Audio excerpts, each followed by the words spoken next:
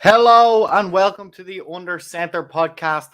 My name is Fionn Malloy. I'm the host for today, joined by Jake Woolhead. Jake, how are you this evening, I guess, yeah. Yeah, let's go with evening. Evening here, afternoon probably in the States somewhere. I am doing just fine. It's a Thursday night, got Friday coming up kind of quickly, and then off to the weekend. Yeah, What we about don't yourself? have our glorious leader today. Dara is off sunning himself, I believe, in Lanzarote, getting some well-earned sun and rest. But I think we can make it through today. What do you think? We've got a lot to talk about for once. For once we do, we won't be just pure shite and crap out of our mouth, so that's a good start at least. Yeah, absolutely. So obviously everyone knows the draft is just being completed and we're going to follow what every other podcast does and release a whole load of drivel about every player that's been drafted and all And the we know that we know them to a T, let me we tell know you that for everything nothing. inside and out. But anyway, before we get started on the draft, there is a little bit of news that caught my eye before we started, and it's a key news, especially if you're an Arizona Cardinals fan. And that is DeAndre Hopkins didn't play a whole lot last year, and this year he's going to have to wait a little bit longer to get back on the pitch. 6-game suspension for a PED violation. Jake, what did you make of this news? Pretty big deal for the Arizona Cardinals. They're a little bit light at wide receiver to begin with. Yeah, I mean, it's not all that shocking that someone like at the top of their game, an elite wide receiver like DeAndre Hopkins has been using PEDs. He was probably trying to get back on the field that little bit quicker, heal up a little bit faster from them injuries last season. But if we look at it this way, he's going to be missing now 16 consecutive games because last year he missed 10, which is a huge amount of games to be missing. And now he's immediately gone into 6-game suspension. He set out his appeal, and then I think he immediately withdrew his appeal because he knew he was just going to lose it. So, Yeah. not shocked, but I just think I don't know how you get around it. And even the little Instagram post he put out afterwards. How much does this damage his reputation, Jake? Given that people say he's top 5, some even saying top 3 wide receivers in the league prior to that injury. Nah, I mean, if we look at I don't think it damages reputation at all. If we look at any of other top receivers, I'm sure he just got caught in a bad round. They all do it. Like absolutely everybody in the NFL does it. It's a sport that requires 100% go 100% of the time you're moving. So I'd say there's 10% of players in the league that aren't on something. Yeah, It's I just have to he say, happened to get caught in the wrong time to have it. and a lot of guys will know, watching the podcast, long time listeners will know that we've all played. Obviously, you're not playing this year. Me and Dara still are playing this year. But given the lowest tier of Irish American football at an amateur level and how sore I feel after Sunday trainings, I can only imagine what it's like to have to do that for 20, 30 weeks in a row with preseason training camps, voluntary No, that workouts. Like, you're being tackled by dudes that are like made of metal and who run faster and hit harder than whatever junk we have in our league tackling. yeah. And another thing that annoys me a little bit is you obviously have the fraternity of all the guys that play together. And whenever news comes out like this, 9 times out of 10, all the kind of ex-pros will say, oh, yeah, he got done by the supplements. And it's always, oh, I hadn't a clue. But one thing that shocked me, obviously, the NFL report won't say what they popped him for, but it does add a very interesting note that he was caught with performance enhancing drugs, or they might call it substances now, but also a masking agent and or diuretic. So for anyone who might not be aware, that is other substances you take that kind of diminish the presence of any unused drugs or supplements in your blood, and then obviously a diuretic will help you kind of pee everything out, so it's not in any kind of body fluids, which for me is an extra layer of suspicion. And hey, maybe these kind of things are in pro level supplements, but my God, somebody But I somewhere did. knew what he was putting in his body. And on top of that, the amount of these players that came out and said, I'm not taking COVID vaccine, I don't know what's in it. Like, but you're putting this stuff in your body. We Come had on, that. I don't believe you didn't know. We had this discussion at the very beginning of it when they were mandating the rules for getting the vaccines. But what I did also see, and I'm not sure if you caught this, was his doctor who was giving him this was also a doctor of some other players, and they also had got done previously in the past to stuff for stuff like this as well. So obviously, you go to this doctor when you want to feel a little better for the next game. Yeah. What I Highly yeah. suspicious stuff. yeah, just a little bit. But aren't the Cards lucky they landed Marquise Brown? Isn't that just lucky? Well, yeah, super lucky. I feel like that's there's been a lot of comments from a lot of people about that, and actually we'll talk about it a little bit later. But maybe, I mean, obviously, given that they're the team, and we kind of tend to be the last people to hear these news, so they probably knew what was coming down the line. So it's interesting the implications that come along with that trade. But we will discuss trades a little bit later because there was a lot of them, and some of them very interesting. But we are going to jump in now to our draft analysis. And Jake, before we do start, I would like to add a little caveat to our analysis. I think we're going to do our best to talk about these things, but it drives me up the wall, the amount of these pro draft analysts that give grades to players, grades to teams. Obviously, we had PFF, Sam on from PFF last week. They're a very talented group, and they use as much of actual physical data as they can when they're grading these players. But when I look at some of those big boards, especially Mel Kiper, and he grades all these players, and if the teams don't do exactly as he thought they should do, he slates them, and no one ever keeps these receipts. So we're going to go through them. We're going to do our best to analyze them, but I mean, we're not going to pretend we know anyway how these things are going to break. Yeah, I can't agree anymore, but we have to just remember these guys have to make a living about coming out with articles and mock drafts and excuses, and then they have to have post mock draft, post real draft. Like they have to fill up the airwaves somehow. So I wouldn't blame Mel Kiper. He probably earns a lot more money than I do, and he does something a lot more exciting than I do. So yeah, well, look, sure, we maybe do what everyone else does. We're gonna go through the top 10. For anyone at this point who doesn't know the top 10, I'm sure everyone has done it, but we'll give a brief overview of the top 10. Starting off with the Jags. The early leader in the betting was Aidan Hutchinson. That flipped to Trayvon Walker, and in the end, it was Trayvon Walker. Any surprise there for you, Jake, or yeah, I what was did you make of that surprised. I was absolutely surprised. I had Aidan Hutchinson going down, and then there was all this news coming out of Trayvon Walker, and I thought that's just a bit of smoke. Throw off. Not that you need to really throw off who you're picking, but when you're picking first. But it was a little bit no smoke without fire type situation. We do know Trent Baalke loves the athletic freaks, that kind of elite prospect who might not be technically sound, I say. I'm sure like he's number 1 overall pick, so he's obviously gonna be the top of the top, really, but may not be as technically finished as Aidan Hutchinson. But with that kind of athletic profile, he could probably has a higher ceiling than say Aidan Hutchinson. Yeah, that's what stuck out for me was all the talk around Trayvon Walker was his athleticism, full stop, raw potential, just size, length, everything that you're looking for. So maybe not a complete surprise that the Jags took him, but I think it could be interesting to see how those two careers pan out. Second pick was, of course, with the Lions. They did take Aidan Hutchinson. He played his college ball as Michigan, so he's going to stay in Michigan. He's from Michigan as well, I believe. He played high school football in Michigan. So that's really interesting. And the thing I like about that pick is anytime you get a player that's from a slightly underperforming school, obviously Michigan is a massive name in college football, but they didn't have the best season.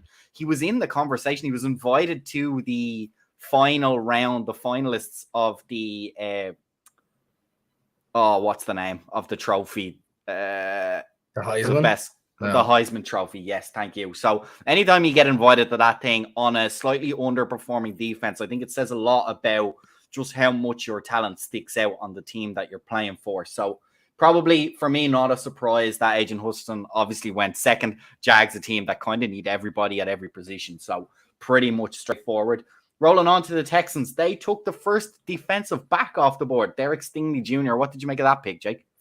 Yeah, I was shocked by this one. I mean, we all know he's the top quality corner in the league, but he has missed, I think, 13 games over a 2 year span. That's a little bit worrisome, at least. Hopefully, he's gotten over that. Texans are a team. You're not picking third overall because you're a strong team, so they obviously have a lot of holes to fill, and I can't blame them for taking a cornerback there. But personally, you got to build out that line or something like that. I'm sure they would have liked to trade back a couple of spots, but you're gonna have a second year player in Davis Mills, who I don't think is gonna really last that long in the league. You want to at least protect him, give him someone to throw to and stuff like this. Yeah, I would have preferred them to go O-line, but I can't blame them. They probably had a lot of guys at position 3. If Trayvon Walker had a fall or Aiden Hutchins had a fall, they probably would have taken him. But they said, listen, we like Derek Stingley. We think he's the best corner in the draft and he fits our scheme. So I can't blame them. But I was shocked by it. I agree with you. It's kind of interesting to take a corner when you have so many needs, not normally considered the first need to fill, especially as you mentioned, like 3 offensive tackles went in the top 10. So there's definitely a consensus around the league that the talent was there at the top end. Another DB went straight away afterwards. The New York Jets took Sauce Gardner. A lot of people very excited about this guy. Really long length, as far as I can tell, which a lot of people like. Matches up pretty well against wide receivers that are already in the league. I probably think if I had to pick, I would probably take him over Stingley Jr. just because he's a little bit fresher. It is difficult to miss a lot of football and then jump straight into the pro ranks. So we'll see how that pans out, obviously. I was also shocked by this again because I would have thought Robert Saleh would have preferred Thibodeau over a cornerback, but obviously they just ranked the cornerback higher than Thibodeau, so can't really blame them here at all. Was happy enough with them. It couldn't have fallen any nicer for the Giants. Let's just put it that way. Absolutely, and of course the 2 New York teams that are not in New York had back-to-back picks. So the next up was the Giants. They took Kayvon Thibodeau, another athletic guy. A lot of what I thought were a bit of smoke and mirrors questions about this guy's motor and maybe work ethic that I don't think play anything into how good of a football player he is or will be. Yeah. That's what a lot of people, he kind of dropped it at the start of the kind of mock draft season. People had him quite high, higher than 5. And then you get into like kind of draft season and everybody has these drafts coming out. And then you hear the news that obviously he's not a lot of motivation to play football, et cetera, et cetera. So, I mean, where's that coming from? It's only now you're hearing about it. So is it somebody trying to let him drop a little bit, like spreading a little bit of something to make him drop? Personally, I couldn't be any more happy with how that fell for us because obviously the Giants need a tackle and an edge. We've no edge player, a true elite edge player. Now we do with Kayvon, and we would have still been guaranteed at least one of our top two left of the tackles, depending on how the Panthers would have went.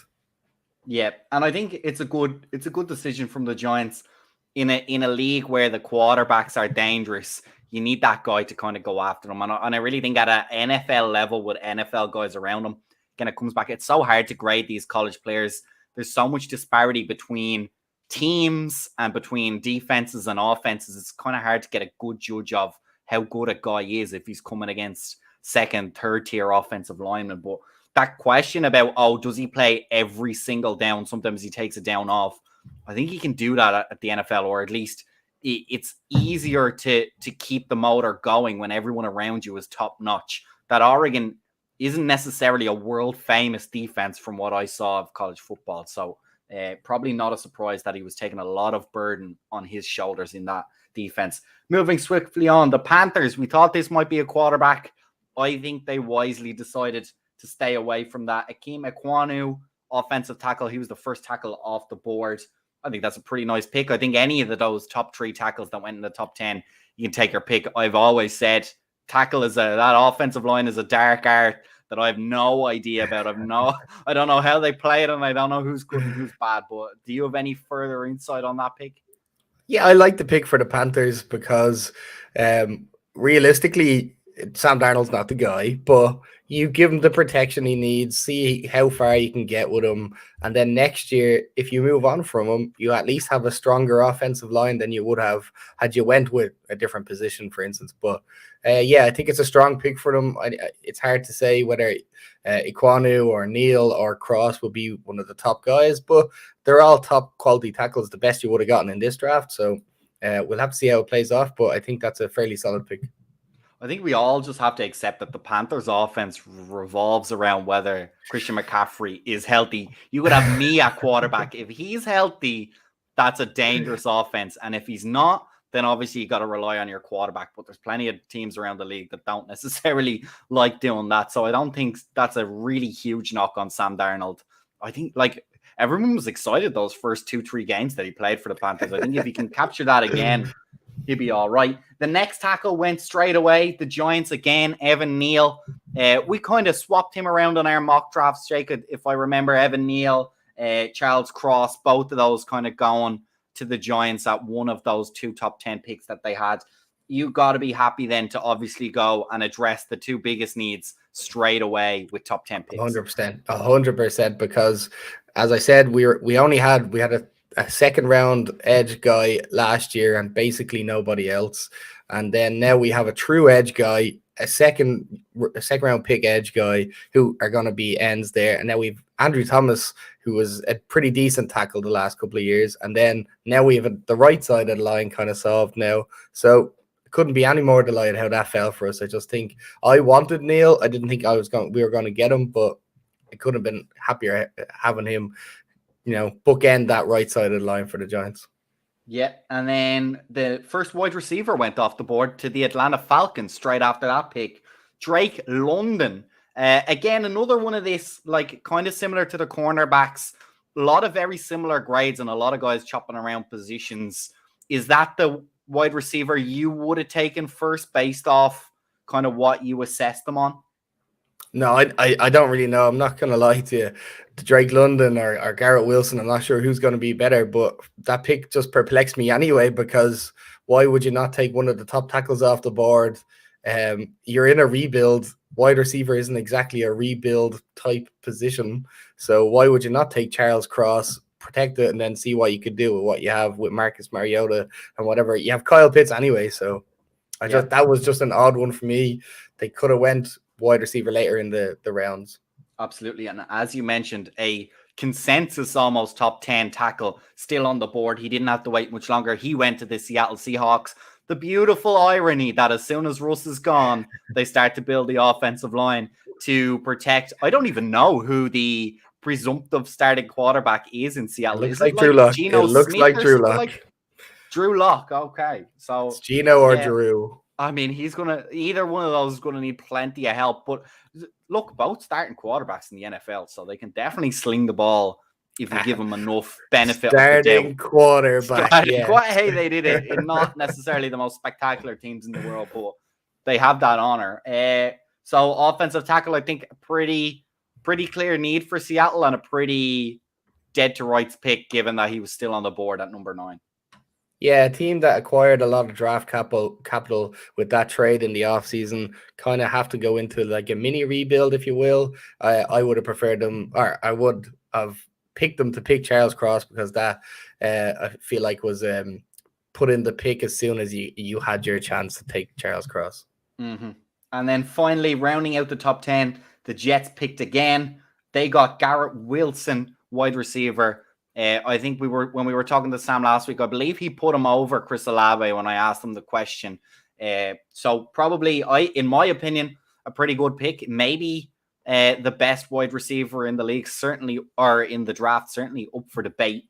Pretty good shout by the Jets, would you say? I mean, another team that kind of needs more talent at whatever position they can get.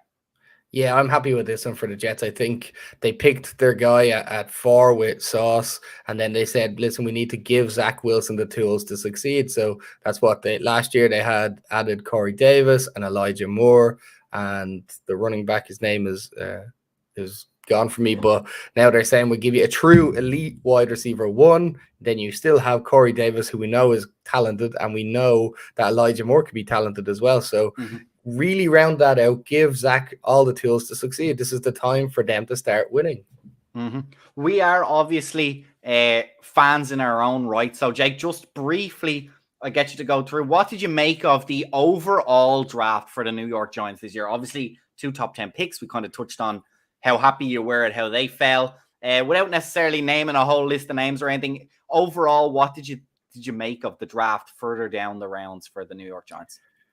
Yeah, well, if you're gonna, I'd have to ignore the first round because picking at 5 and 7, I think personally it's hard to go wrong, really, especially the way it fell for the Giants. So round 1, you get obviously, I think you got a huge improvement immediately there, and then round 2, we got a wide receiver. Was an odd pick, but there's other reasons that kind of might come into play. I'll talk about that later, and then they just kind of picked other players that. They might have picked them a little bit too early in a lot of people's eyes, but if you like your guy, go get him. Don't be waiting around for him to be gone, especially you might get caught in a bad run of whatever, running backs or cornerbacks or whatever being taken. So don't get caught without your guy if you think you have him. So I was really happy with the whole draft as it stands. What about you with your Washington Commanders? Absolutely. So obviously we traded out a number 11 and we got Jahan Dotson. I think that's a good pick. I think Washington is in an awkward position where they have just about good enough talent at every position. That's just, it's NFL tier, but they're not elite at necessarily any position other than maybe wide receiver, you could argue, and perhaps running back, depending on where your allegiances lie. But I think it's a good pick. It was good value. I don't mind trading out. Obviously, the Saints in that trade picked Chris Olave. I don't mind that. I think Jahan Dotson fits what we want to do better, and was obviously good value in that he was still on the board, and it was a good position to pick him. So in terms of the first round, I think that's pretty good for the Commanders. That slot guy, look, we haven't been the most explosive offense in the world. Just any other guy you can throw the ball to who's dangerous, even if it's in that 10 to 20 yard range, is going to make that offense a little bit more dangerous and open up some double teams that have been on Washington have had to deal with and not had an answer for. So that's really good. Beyond that, sorry, go. I was just going to say, you can't argue with trading back, getting a quality wide receiver, acquiring a little bit of extra draft capital, and then, it's probably at the point you trade back to what was a 16 or 17, your best player available anyway. So he was probably best player on the board. Yep. And so for the rest of the draft, again, it's like unfortunately over here, we struggle to keep up with the college game. So it's difficult to really get the analysis. We're obviously also part-time podcasters, so we don't get a lot of time to break down film. We'll see. I don't know how much of these guys are going to make the roster. That seems to be the underlying story for me for the Commanders over the last few seasons, is I've noticed a lot of draft picks don't make it. And I don't know what that's like in terms of other teams. I don't know how the ratio compares, but it'll be interesting. Again, like you said, some people said we reached for certain players, but again, you have to pick them before the next guy who would pick them. So it doesn't matter if you got to wait a whole round to get back to you. If you need to pick them around early, you have to. If you think even the guy ahead of you in the next round is going to take that player. So if you like him and he's the next guy on your board, I think you have to take him when it's your round. I don't give a crap where someone else said he should go, because the reality is most players are on at least 5 or 6 boards, especially down probably the first 3-4 rounds. So I think you take him when you see him and you go from there. Yeah, couldn't agree more. Just you wouldn't want to be wasting your time and then picking guys that you had maybe they would have probably even been down on your draft board below where you were picking. So you would have been picking the wrong player anyway. Exactly. Is there anyone, Jake, in that kind of 2-3 round, second, third round zone that you think might be a steal of the draft? Is there one player in particular that jumped out at you? I don't know about steal as such, but I thought a really smart pick was from the Jets at 36. They picked Breece Hall, the running back. Again, they picked the wide receiver at 10, and then they go ahead and pick a high round, the first running back off the board, if I'm not mistaken. But top quality pick. A lot of players had him at first round talent, so I just think that's a smart pick. You give Zach Wilson, again, somebody who can catch out a backfield, is a 3-down kind of running back, and then he has all these tools and weapons, and then you've given him the chance to succeed. So I just think that's a really smart move overall from the Jets. Yeah, and no running backs taken in the first round. And I think it's interesting that we both went for running backs in this. I said, and I tweeted out as well, James Cook to the Buffalo Bills.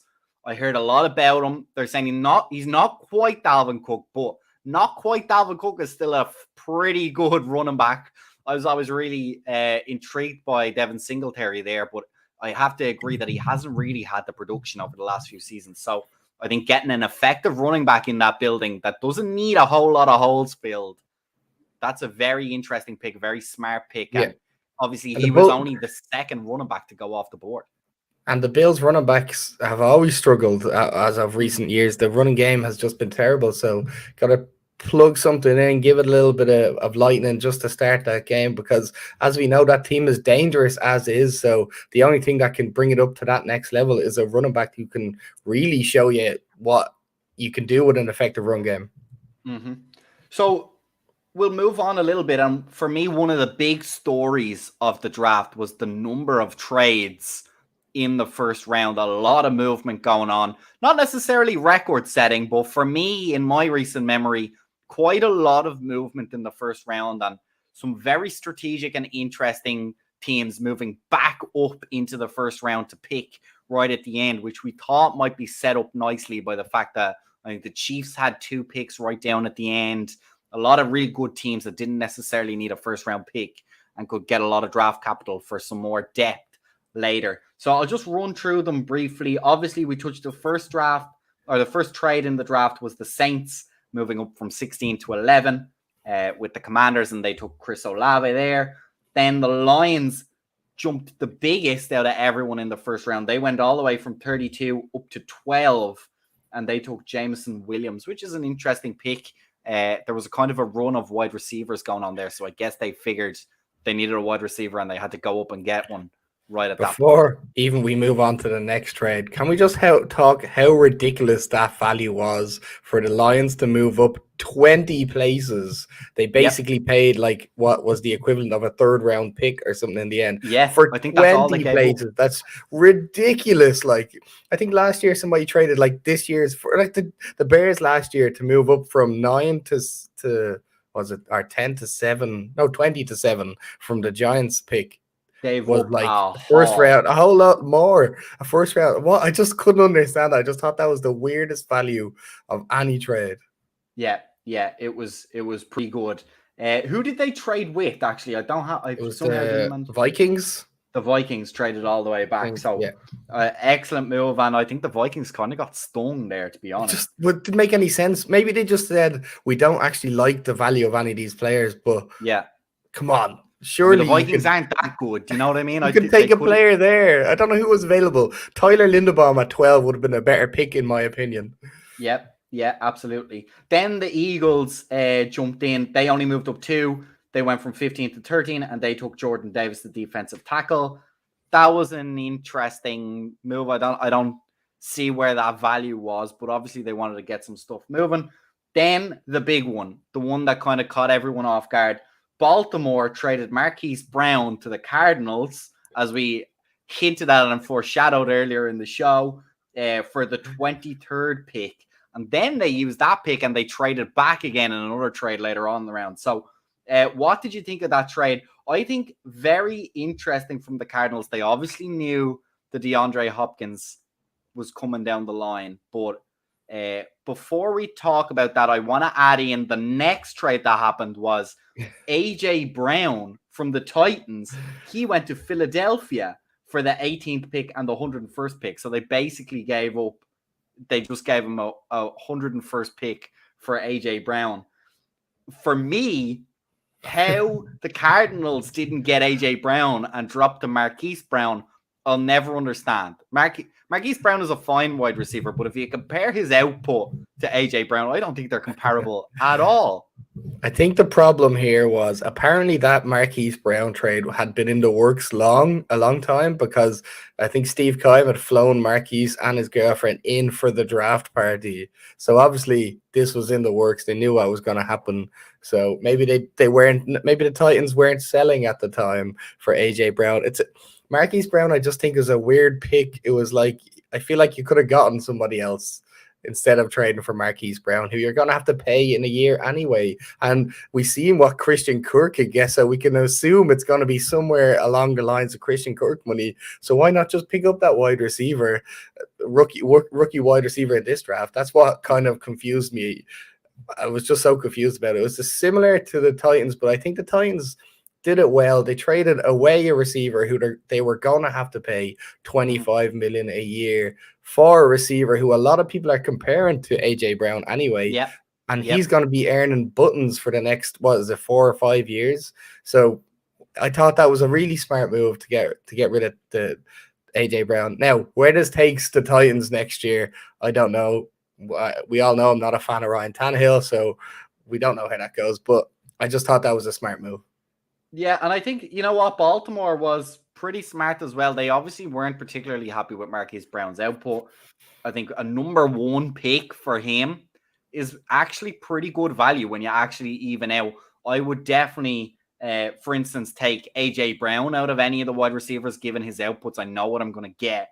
Marquise Brown, to get a number 1 first round pick for him, that's pretty good going. I think he held his value pretty good. On the Ravens side, absolutely. And even if we're talking about the Ravens first round as a whole, I just thought that was probably the best first round when you're picking so late, is they picked up Kyle Hamilton first. I can't remember what pick that was. He fell to 17 or something. And then they traded back into the first to get Tyler Linderbaum. So maybe Lamar wouldn't be too happy about losing one of his friends, his wide receivers, but you can't argue with having somebody to anchor the center of your offensive line. Absolutely. And then everything kind of calmed down a little bit. Kansas moved up 8 spots with the Patriots to go into the 21st pick. They took a cornerback. They obviously wanted to make sure that of the top tier cornerbacks in their book, they got their man. Obviously felt like if they waited right down to the end, they weren't going to get the value for him. Then the Bills moved up 2 spots with the Ravens. Obviously, as we mentioned, they took a cornerback. So that kind of started that little second mini run of cornerbacks. The Jets traded back in to the first round with the Titans for the 26th pick, and they got Jermaine Johnson, which I think was a very good value trade for them. And I'm not sure. I guess the Bills just didn't really care if he was still on the board. If I was the Bills, maybe I'd take a shot on that guy and don't do that trade with the Jets. Who's Jermaine Johnson now? Jermaine Johnson the second. He's the guy that was on Hard Knocks. A lot of people thought he might go top 10 out of Florida State. Maybe what position does he play? Oh, he's a defensive end, as far as I know. Oh yeah, another smart move. Yeah, trade up, get a fairly solid guy. You know, can't argue with that. And then another excellent trade back up was the last one done. The Jags traded back up with the Tampa Bay Buccaneers to get the 27 pick, and they took Devin Lloyd, another guy who there was talk of being a top 10 pick if things fell the right way. So I think both those teams got pretty good value out of those 2 picks. Yeah, and sure, you can't argue with the Jags trading up. They obviously got their guy at number 1, and then getting up and getting another. I think isn't Devin Lloyd a linebacker? A lot of people linebacker, yeah, absolutely. Rated. So yeah, now you've got basically 2 strong parts of a defense, like good foundation there, and Josh Allen as well already on the team. So that defense could be like that. The defense of a couple of years ago when they made that almost playoff run. Yep, absolutely. So that kind of I did see a theory on why there was a good run of wide receivers nice and early, and it's all because of the contracts that all these wide receivers are getting. So now you can lock up your current wide receiver on a rookie contract for 4 years. So you've gotten out of that one if you've got an elite wide receiver out of it. Absolutely. I think if you were a privileged enough team to be in that midfield that needed a wide receiver, or that could have reasonably taken a wide receiver, I think it's a good year to do it. It was a deep pool of wide receivers, and you obviously get that 5th year option at the end, and you pay them that, what is now the collective bargaining agreement. So there's not much negotiation that needs to go on in those contracts. I think a very interesting time. Jake, that pretty much wraps up everything I had for the draft. I noticed you were going to talk a little bit about the Giants wide receiver situation. You want to fill us in on your thoughts on that one? Yeah, I was just going to say, because we picked the wide receiver 2nd round, Wan'Dale Robinson, kind of a slot gadget guy. A lot of people are saying that, but I just thought, like, at first I was kind of like there was other value to be found on the board, but I'm obviously not a GM of the NFL, so I'm gonna trust in Shane here to pick the right guy. But if you look at the Giants wide receiver room, we're gonna be down Golladay probably next year unless he gets a restructure. Shepard's probably gonna retire if he gets another injury, which is highly likely. Tony almost was on the chopping block, and then Darius Slayton is on the chopping block. They're going to cut him for 2.5 million savings this year. So I just think picking a wide receiver early, getting one that's somewhat highly rated, you can't argue with that, really. Yeah, maybe an under the radar need, not necessarily historical from last season, but maybe projecting forward a good draft pick to have a wide receiver. And like you said, any of those guys in the first round, they should make a roster. Any of the lower round guys, it's more difficult. So taking a wide receiver in the second round is 5th, 6th, and 7th rounds. You're probably your depth guy, special teamer for a while anyway. So absolutely, you never know. Yeah. Another thing I wanted to talk about was just the quarterbacks that we kind of half discussed. Yeah, first quarterback off the board, Kenny Pickett, 20th overall. I don't think anybody had that really. I mean, that just was ridiculous. Me and you, I think I had Malik Willis at 6 to the Panthers. Did you have Kenny Pickett to the Panthers at 6? I had, and I never liked it, but yeah, I just figured of all of the franchises, the Panthers are the one to just get a quarterback just because, regardless of how they graded them, and just take it. So I did see an interesting stat. It was the longest wait for a quarterback to go in the first round since 1997. It was a long fall, but I think they were pretty well prepared. I don't think it was an Aaron Rodgers situation. I think they kind of suspect if it wasn't the Panthers, it might be a long old wait before a quarterback. And then what do we had the Malik Willis took a really, really long tumble down to the 3rd round for my 6th overall, and a lot of people's I've seen higher than 6th overall. So he took a huge tumble. What do you make of that? Really interesting. I think the book is out. I haven't seen a lot of information about him. I haven't seen a lot of video on him either. Liberty, obviously a small school.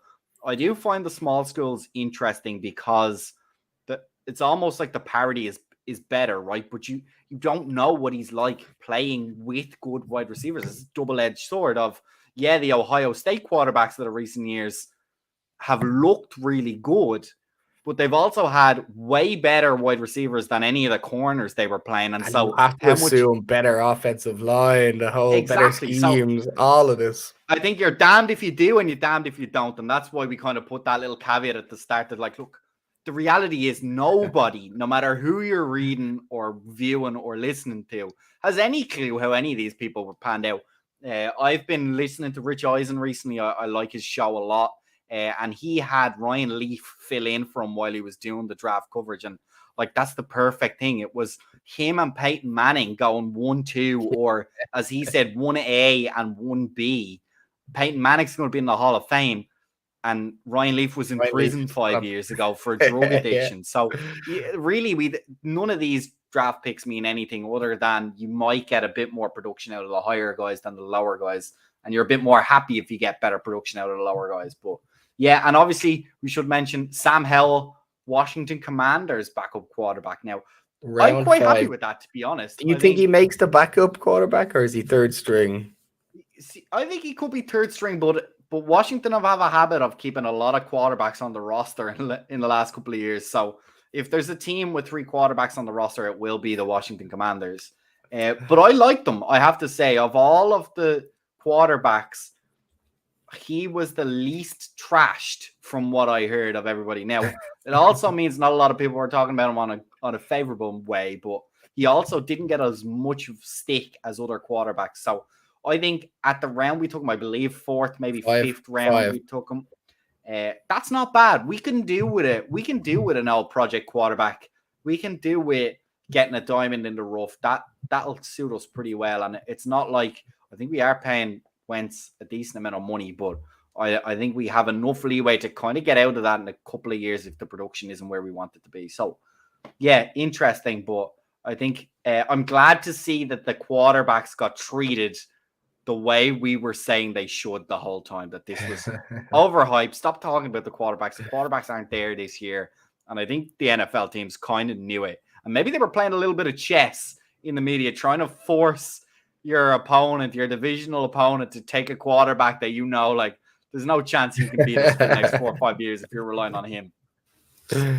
Yeah, completely fair. I mean, you have to assume a lot of people are saying a lot of things to try their best to influence how the draft board falls, whether it's in their favor by getting a player to drop further than they want, or to try get your opponent, as you said, to pick a player higher than you want or than they want to even draft them. Yep. So that's pretty much all for me. Anything last you wanna mention, Jake, on this in-depth draft analysis of the Under Center I don't podcast? think so. I think I'm quite happy with how the show went. We had a really in-depth discussion that we know everything about all the top 10 draft picks. So you could basically call us experts. If somebody wants to come along and give us a little bit of money for it, I wouldn't complain. Yeah, well, look, we did our modest draft show, as every NFL covering podcast is almost contractually obliged to do. We will have Dara back next week. I'm sure he's going to have a proper show organized for us. There was me in charge, so we'll see. I don't think the draft talk is going to be over with, because everything kind of dies down now again until preseason kicks in. So I imagine we might I know there's some things in the work trying to get some guests on to go through maybe a couple of key teams draft days. But thanks everybody for listening. You, of course, can find us on social medias, on Twitter and on Instagram at UnderCenterPod for both of those. You'll find us also, all the archives on YouTube, Under Center Podcast there. And of course, the audio version of this podcast is always available on Spotify, iTunes, and anywhere else that you get your podcasts. Just search Under Center Podcasts on those. Jake, thank you very much for your time this Thursday evening. No problem, Fionn. Thanks for hosting. You did a lovely job. Thank you very much. Everybody, stay safe, and we'll see you again next week.